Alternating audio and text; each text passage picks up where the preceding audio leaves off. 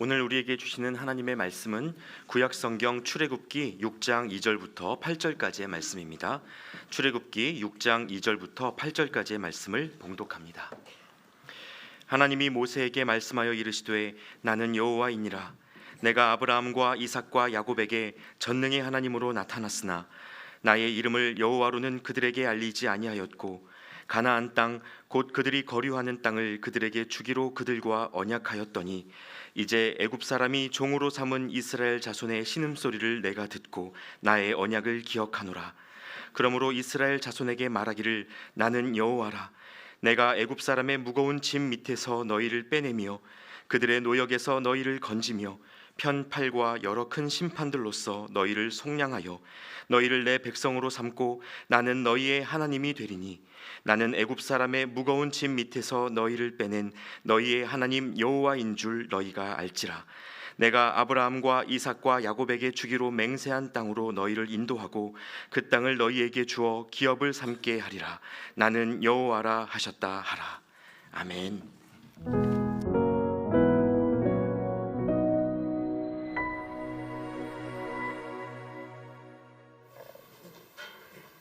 잘 지내셨죠?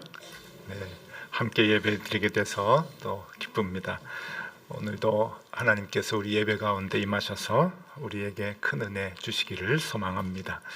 오늘은 출애굽기 6장을 보겠는데요. 하나님의 이름에 대한 부분을 우리가 조금 살펴보려고 합니다. 여러분들의 신앙생활을 지금껏 길게 해오신 분도 많이 계실 텐데 하나님의 이름에 대해서 깊이 공부해 보신 적은 아마 없으시리라 여겨집니다. 오늘 우리가 출애굽기를 보면서 이 본문에 여호와 하나님의 이름에 대한 부분이 나오는데 하나님의 이름이 어떤 의미가 있는지 우리가 같이 살펴보면 참 좋겠다 생각합니다. 하나님의 이름은 언제 알려지게 되었나? 여러분, 결론부터 말씀드리면 모세 때 하나님이 모세에게 처음으로 하나님의 이름을 알려주셨습니다. 그러니까 모세 이전에는 하나님의 이름을 모르고 그냥 신을 섬겼다고 볼 수가 있는 거죠. 오늘 본문 말씀 출애굽기 6장 3절에 보니까 아주 놀라운 이야기를 하나님이 하십니다. 내가 아브라함과 이삭과 야곱에게 전능의 하나님으로 나타났으나 나의 이름을 여호와로는 그들에게 알리지 아니하였다. 그러니까 아브라함이 참 대단하죠. 아브라함과 이삭과 야곱 그 가문이 하나님이 누군지도 모르고 섬긴 겁니다. 그냥 신이라고만 생각을 하고 그 신이 가라고 하니까 본토 친척 아비집을 떠나서 이주를 했고 그 신이 아들을 바치라고 하니까 백세에 낳은 외아들을 제단에 바쳤습니다. 참 대단한 믿음이죠. 그래도 하나님은 그 아브라함에게 그리고 이삭에게 야곱에게 하나님의 이름을 말씀해 주지 않았다는 것입니다. 그리고 후대에 오랜 시간이 지나서 모세에 이르러서 처음으로 모세에게 난 여호와다라고 하는 하나님의 이름을 밝히셨다고 하는 내용이죠. 그러니까 우리가 지난번에도 얘기했듯이 이제 모세가 시내산에서 십계명을 받고 또 하나님의 계명을 자세하게 들은 후에 율법서를 기록하지 않았습니까? 그러니까 율법서에는 창세기가 포함됐다고 했죠. 창세기, 출애굽기, 레위기, 민수기, 신명기 이렇게 모세오경을 기록을 하는데 창세기부터 여호와의 이름이 나오게 되는 것은 모세가 기록을 했기 때문에 그렇습니다. 여호와의 이름을 듣고 난 뒤에 그 하나님이 여호와지 그러고서 여호와의 이름을 이제 쓰게 되는데 그것이 처음에 나오는 게 창세기 2장 4절이에요. 여호와 하나님이 땅과 하늘을 만드시던 날에 그렇게 하나님의 이름을 처음으로 써주고 있죠. 천지창조에 하나님이 이 땅을 창조하셨는데 그분이 여호와다. 그러니까 모세가 알았기 때문에 그것을 이제 기술을 할 수 있었던 겁니다. 그러고 보면 모세도 참 위대합니다. 여러분 생각해 보세요. 아무도 모르는 하나님의 이름을 산에 올라가서 들었습니다. 자기 혼자 듣고 또 하나님께서 계명을 계시해 주셨습니다. 자기 혼자 들었습니다. 그러면 이 정도 되면 역사와 사실을 충분히 왜곡할 수 있습니다. 땅 밑에 내려와서 많은 이스라엘 사람들에게 내가 왕이야, 그리고 하나님이 내 자자손손 왕으로 삼으신대 라고 얘기해도 다 믿습니다. 다 속아 넘어갈 텐데, 참 모세가 대단한 게 들은 얘기 그대로 실천을 합니다. 그래서 이스라엘의 왕은 유다 지파의 넷째 아들 유다 지파가 그 혈통을 이어가고, 여러분, 모세는 왕이 되질 못합니다. 왕 같은 역할을 그 광야에서 했지만 모세는 왕이 되지 못하고 자손도 왕이 되지 못하고 그냥 레위 지파로 살게 되지요. 그런 거 보면은 참 모세가 대단하다라고 하는 그 생각을 하는데, 하나님을 만나도 제대로 확실히 만났구나 하는 생각을 합니다. 자, 하나님께서 모세에게 하나님의 이름을 얘기해 주시는 장면이 출애굽기 3장에 나옵니다. 떨기나무 가운데서 하나님을 만났을 때 하나님이 이름을 얘기해 주는데, 그것도 이름을 처음부터 얘기해 주지 않습니다. 모세가 하나님께 질문을 하죠. 하나님하고 옥신각신 하지 않습니까? 이제 떨기나무 가운데서 하나님을 만난 뒤에 하나님께서 내가 너를 파라오한테 보낼 테니까 이스라엘 백성을 데리고 출애굽해라, 나가라. 그랬더니 못 갑니다.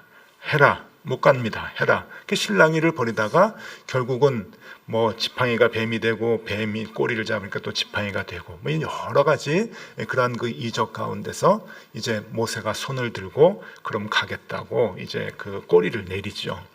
그럴 때 모세가 하나님께 질문을 합니다. 파라오한테 가면은 누가 보냈냐고 할 텐데 할 말이 없습니다. 누가 보냈다고 할까요? 할 때 하나님께서 이제 이름을 처음으로 얘기해 줍니다. 당시 뭐 요즘도 그렇지만 당시는 더 심했겠죠. 한 나라의 사신이 다른 나라의 왕에 갈 때 그 어느 왕이 보냈는가라고 하는 표징을 갖고 가지 않습니까? 뭐 문서를 쓰든지, 우리나라 같으면 마패라고 하는 게 있잖아요. 임금의 대역을 하는 그 권세가 있는 마패 같은 걸 이렇게 쥐고 있는 것 같이 그 왕이 도장을 찍어주거나 아니면 왕이 사인을 하거나 어떤 뭐를 이렇게 보여줘서 왕이 보냈다라고 하는 뭐 증거가 있어야 되는데, 이름도 모르니까 모세가 누가 보냈다고 얘기해야 됩니까? 물어보니 하나님이 이름을 얘기해 주십니다. 그 부분이 출애굽기 3장 13절에서 15절까지 나옵니다. 조금 길지만 중요한 부분이어서 제가 읽어드리겠습니다. 모세가 하나님께 아뢰되 내가 이스라엘 자손에게 가서 이르기를 너희의 조상의 하나님이 나를 너희에게 보내셨다 하면 그들이 내게 묻기를 그의 이름이 무엇이냐 하리니 내가 무엇이라고 그들에게 말하리이까. 하나님이 모세에게 이르시되 나는 스스로 있는 자이니라. 또 이르시되 너는 이스라엘 자손에게 이같이 이르기를 스스로 있는 자가 나를 너희에게 보내셨다 하라. 하나님이 또 모세에게 이르시되 너는 이스라엘 자손에게 이같이 이르기를 너희 조상의 하나님 여호와 곧 아브라함의 하나님, 이삭의 하나님, 야곱의 하나님께서 나를 너희에게 보내셨다 하라. 이는 나의 영원한 이름이요 대대로 기억할 나의 칭혼이라. 자, 나의 영원한 이름을 이제 가르쳐 주니까 이 이름을 갖고 있는 신이 너를 보냈다고 파로 앞에서 얘기해라. 근데 그 이름이 뭡니까?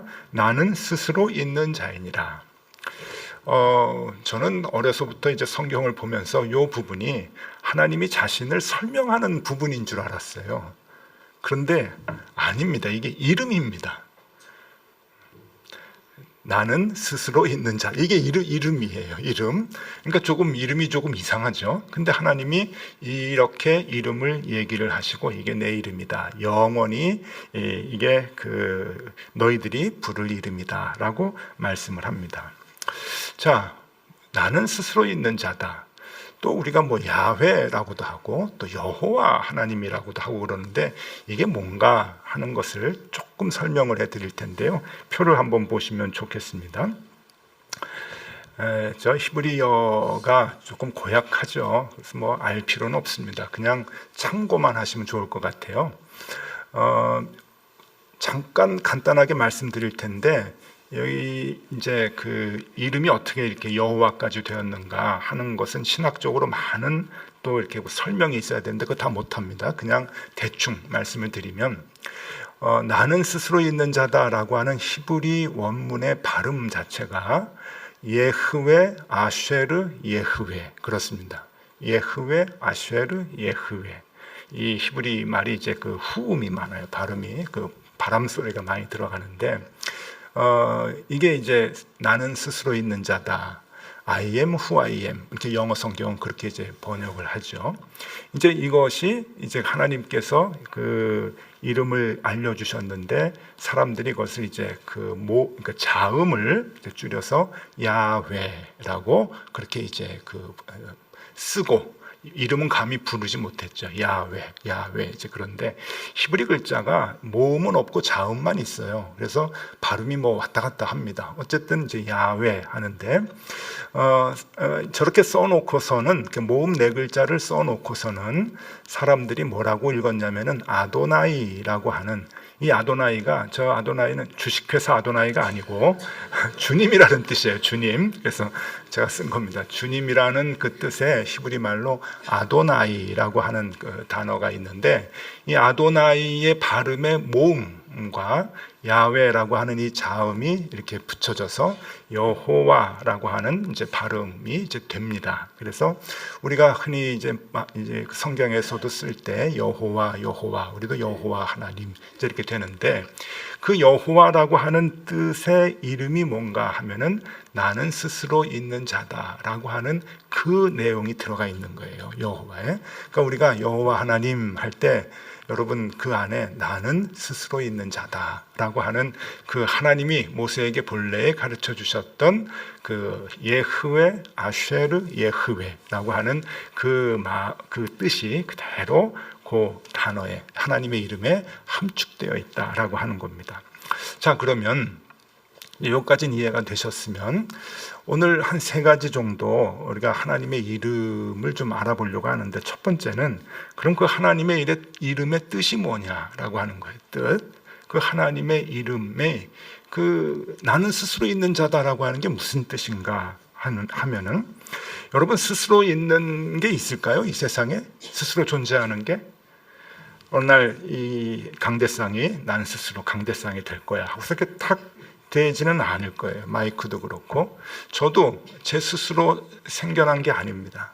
부모님에 의해서 태어나게 됐고 또 꼬리에 꼬리를 물고 올라가면 아담 때까지 올라가겠죠. 여러분 이 세상에 그 어떤 것도 그냥 존재하기 시작한 것은 아무것도 없습니다. 원인이 있었던 거죠. 그런데 하나님께서 말씀하시기를 나는 스스로 있는 자다라고 하는 것은 그런 의미에서 이해를 해야 되는 거죠. 이것은 피조물이 아니다라고 하는 겁니다. 그게 제일 큰 의미예요. 그러니까 피조물이 아니기 때문에 초월적인 분이시죠. 여러분 피조물이 아니고 창조주라고 하는 게 나는 스스로 있는 자다라고 하는 그 이름 속에 있는 거예요.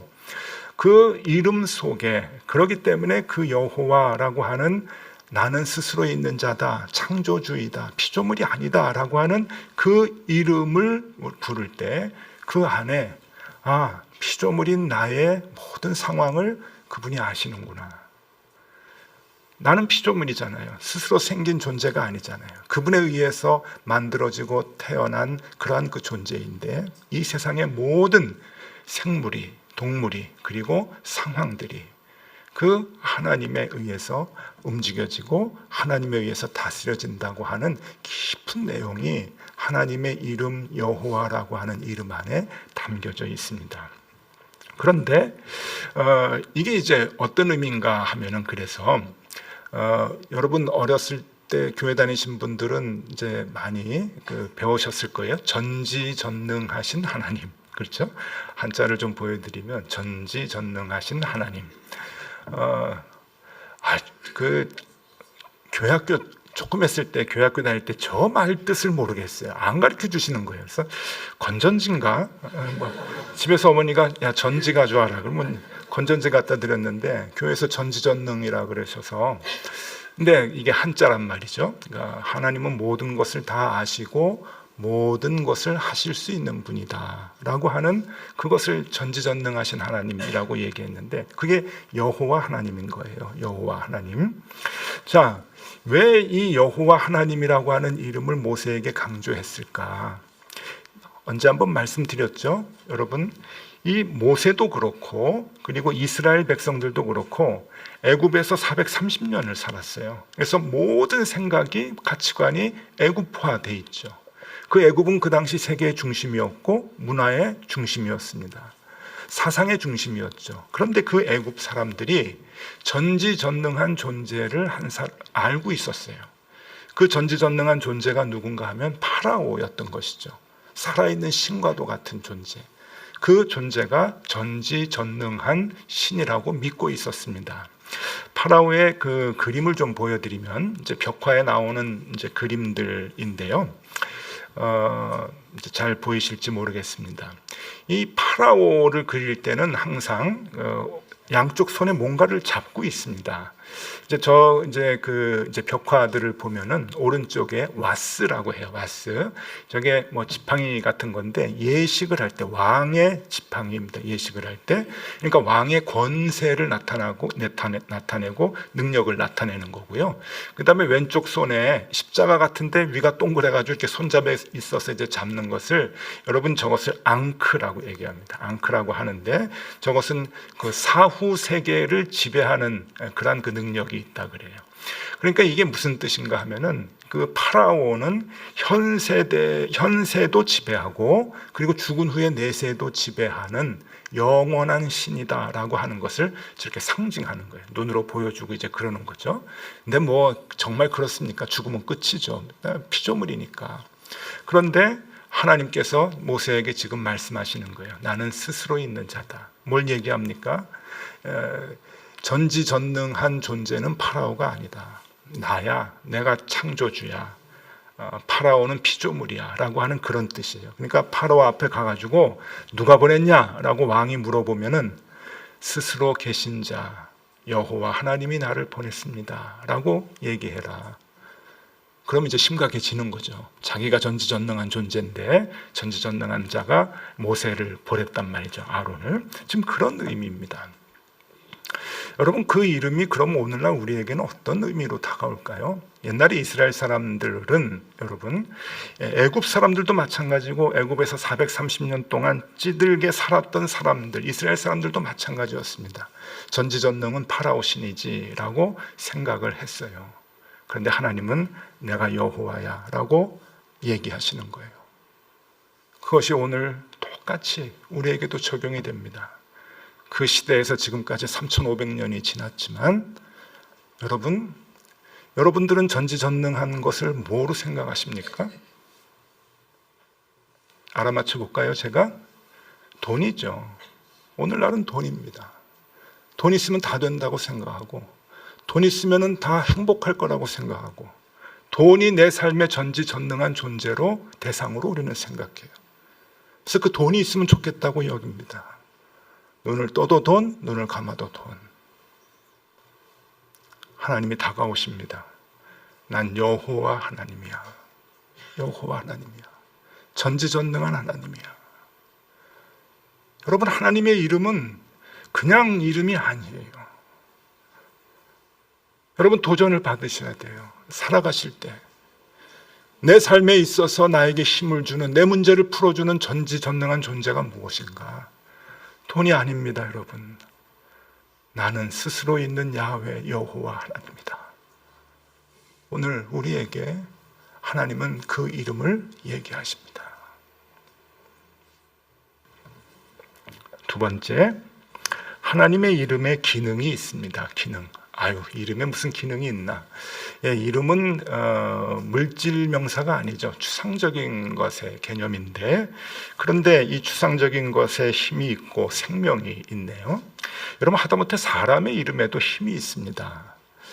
오래전에 높은 뜻 정의교회에서 목회를 할 때 어느 분 가정이 이제 부모님이 왔어요. 남자 집사님, 여자 집사님이 오셔가지고 아들을 앞에 이제 소개를 해주시고, 이 녀석이 LA로 유학을 갑니다. 목사님, LA에 좋은 교회 있으면 소개해 주세요. 참 고맙더라고요. 그래도 교회 소개해 달라니. LA에 제 가까운 친구가 목회를 아주 건강하게 잘하는 교회가 있어서 그냥 뭐 고민도 안 하고 선뜻 소개해 줬습니다. 그러면서 그 아들에게 제가 얘기했죠. 가서 예배 드리고 목사님께 인사드리고 오대식 목사님이 보냈다고 하거라. 네 삶이 편해질 거다. 이 친구 가서 첫 예배 드리고 제 이름을 얘기했더니 인생이 변했답니다. 그 교회에서 약간의 1년에 한 차례씩, 그러니까 한 학기에 한 번씩 장학금을 주나 봐요. 장학금도 주고 목사님께서 아르바이트 하는 자리도 조금 소개해 줘가지고, 그 유학생들 참 힘들잖아요. 특히 미국에서. 그런데 정말 많은 경제적 도움을 받고 그리고 교인들의 도움도 받으면서 유학생활 잘 마쳤습니다. 여러분, 제 이름도 권세가 좀 있어요. 제가 한동안, 지금은 아니지만 한동안 그 서울 등촌동에 있는 실로암 안과병원에 이사를 했었습니다. 그 몇 해 이사를 하면서 매월 한 차례씩 의사 선생님들 그리고 간호사 선생님들 한 80여 분 되는데 이렇게 그 예배를 늘 드리거든요. 그래서 제가 한 달에 한 번씩 가가지고 설교를 했습니다. 의사 선생님들과 간호사 선생님들이 참 저를 좋아했습니다. 뭐 진짜인지 가짜인지 모르겠지만 저 오는 날만 기다려요. 뭐 그런 얘기를 하더라고요. 저 뭐 듣기 좋으라고 하는 얘기겠죠.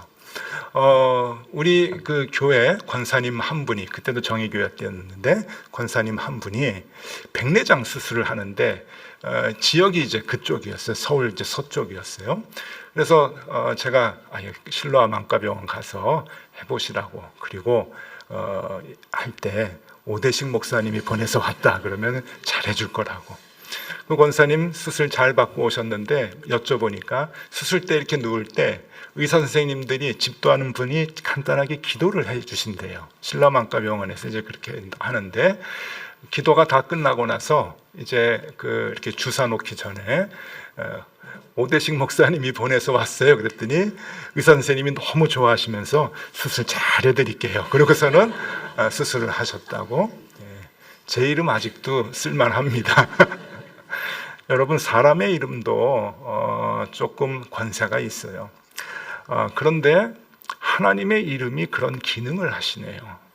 하나님이 알려주십니다. 요엘서 2장 32절 말씀입니다. 요엘서 2장 32절, 누구든지 여호와의 이름을 부르는 자는 구원을 얻으리니 이는 나 여호와의 말대로 시온산과 예루살렘에서 피할 자가 있을 것이며 남은 자 중에 나 여호와의 부름을 받을 자가 있을 것임이니라. 여호와의 이름을 부르는 자는 뭘 얻는다고요? 구원을 얻는다. 구원 얻는다. 이게 하나님의 이름의 기능입니다. 하나님의 이름은 그냥 주신 게 아니에요. 이름을 불러라. 그럼 구원을 얻는다. 살아날 거야. 라고 하는 것을 얘기해 주십니다. 하나님의 이름에는 권세가 있습니다. 마지막 세 번째, 하나님의 이름의 용도입니다. 이름에 무슨 용도가 있을까? 여러분, 그 하나님 이름에 대한 기능까지는 이해를 하겠는데, 받아들이겠는데, 하나님의 이름에 용도가 있어요? 예, 용도가 있습니다. 어떻게 써야 되는지 그거 알려드릴게요. 여러분, 모든 물건에는 용도가 있죠. 예? 여러분 돈 갖고 계시죠? 돈은 물건을 사고 파는데 쓰이기 위해서 만들어진 거예요. 그게 용도예요. 제일 큰 용도예요. 이 돈을 간혹 액자에 넣어 놓으시는 분들이 계셔요. 뭐 외국 돈이라든지 뭐 그런 거 이제 그 식당 가면 뭐 이렇게 걸어놓고 그러기도 하는데, 그러면 이미 돈의 기능을 상실한 거죠. 그래서 미국 사람들은 얘기합니다. 2달러짜리 지폐는 미국에서 돈의 기능을 상실한 지폐라고. 2달러 볼 수가 없어요. 그냥 행운의 그 돈이라 그래가지고 다 액자에다가 넣어서 집에다가 이렇게 걸어놓고 이제 그렇습니다. 돈의 기능을 이제 못하는 거죠. 제가 아는 교회 어디 갔는데 이 목사님이 미적 감각이 좀 있으신 분이에요.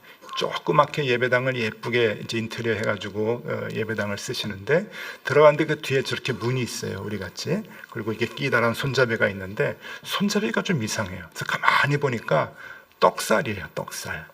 그 절편 그 찍을 때 하는 그 나무 그 대를 떡산이라 그러잖아요. 그거를 가지고 뭐 이렇게 손잡이를 만드신 거예요. 그래서 제가 참 보기는 좋은데 이게 떡살은 벌써 사망했구나. 기능을 상실한 거죠. 이제 손잡이가 됐으니까. 예배당 앞에 십자가가 있는데 떡살을 이렇게 교차해가지고 십자가를 만들었어요. 그러면서 설명하시기를 예수님은 밥이시다. 우리에게 밥이 되시기 위해서 생명의 떡을 주시기 위해서 오셨기 때문에 떡살로 만들었다고 이제 하는데 의미는 참 좋은데 떡살한테는 되게 미안하더라고요. 본래의 기능을 상실했어요. 물론 십자가로 만들어졌으니 더 좋은 이제 기능이 이제 부여됐겠다 이렇게 싶지만 그래도 본래의 기능을 못 하고 있습니다. 여러분, 하나님의 이름의 용도는 뭘까요? 하나님의 이름은 왜 가르쳐 주셨을까요? 용도가 있습니다. 예레미야서 33장 1절에서 3절까지의 말씀입니다. 예레미야가 아직 12대 뜰에 갇혀 있을 때에 여호와의 말씀이 그에게 두 번째로 임하니라. 이르시되 이를 행하시는 여호와, 그것을 만들며 성취하시는 여호와, 그의 이름을 여호와라 하는 이가 이와 같이 이르시는도다. 너는 내게 부르짖으라. 내가 내게 응답하겠고 내가 알지 못하는 크고 은밀한 일을 내게 보이리라. 부르라고 알려주신 거예요. 그 하나님의 이름을 우리에게 알려주신 이유는 그 용도가 부르는 겁니다. 여러분, 하나님의 이름의 가장 큰 용도는, 가장 중요한 용도는 여러분들의 입에서 불려지는 거예요. 부르시라고 얘기합니다. 부를 때 여기 다 바꿔주신다고 하잖아요. 그게 우리가 부르는 이유입니다. 힘들고 어려울 때 여러분 부르세요. 그냥 이름만 부르시면 됩니다. 뭐 깊이 설명 안 하셔도 돼요. 여러분 긴급전화 하셔가지고 깊이 설명합니까? 119 불이야 하잖아요. 112 강도야 하잖아요. 그러면 위치 추적 다 됩니다. 옵니다. 해결해 줍니다. 저는 어디 사는 누군데요, 40대 남자고요. 우리 집에서 지금 불이 나고 있는데 3살 된 우리 고양이가 싱크대 위에 올라가서 인덕션 스위치를 밟았어요. 그래가지고 지금 불이 나서 안방에 있는 저희 어머니가 지금 목숨이 위태로워요. 이러지 않잖아요, 여러분. 어떻게 이렇게 설명을 합니까? 그냥 불이야 하면 되는 거예요. 이름만 부르세요. 하나님 이름만 부르시면 돼요. 전지전능하시다 그랬잖아요. 여러분이 어디에 있는지, 왜 부르는지, 상황이 지금 어떤지, 뭐 때문에 괴로워하고 있는지, 뭐 때문에 울고 있는지 아셔요. 그냥 부르면 됩니다. 하나님의 이름의 용도입니다. 왜 부르라고 알려주신 하나님의 이름을 왜 자꾸 이렇게 아끼십니까? 그냥 부르세요. 그러면 119 옵니다. 와요. 이사야 58장 9절에서 11절까지의 말씀입니다. 내가 부를 때에는 나 여호와가 응답하겠고 내가 부르짖을 때에는 내가 여기 있다 하리라. 만일 내가 너희 중에서 멍에와 손가락질과 허망한 말을 제하여 버리고 줄인 자에게 내 심정이 동하며 괴로워하는 자의 심정을 만족하게 하면 내 빛이 흑암 중에서 떠올라 내 어둠이 낮과 같이 될 것이며. 11절 중요합니다. 우리가 부를 때 어떤 일들이 일어나는가? 여호와가 너를 항상 인도하여 메마른 곳에서도 내 영혼을 만족하게 하며 내 뼈를 견고하게 하리니 너는 물된 동산 같겠고 물이 끊어지지 아니하는 샘 같을 것이니라. 하나님의 이름을 부르는 사람들이 얻는 복입니다. 그냥 부르세요. 설명 필요 없습니다. 하나님의 이름을 부를 때 하나님께서 여러분들과 함께 해 주실 것을 확신합니다. 그 하나님과 함께 동행하며 날마다 주의 이름을 부르는 저와 여러분들이 다 되실 수 있기를 바랍니다. 기도하겠습니다. 하나님 아버지, 우리에게 여호와 하나님의 이름을 알려주신 것 감사합니다. 힘들 때 하나님의 이름을 그냥 부르겠습니다. 괴로울 때 하나님의 이름을 그저 외치겠습니다. 주님의 이름을 부를 때 우리와 함께하여 주시고 우리를 안아 주시옵소서. 메말랐던 우리의 땅에 물된 동산처럼 끊어지지 않는 샘물이 솟아나게 하여 주시옵소서. 예수 그리스도 이름으로 기도드리옵나이다. 아멘.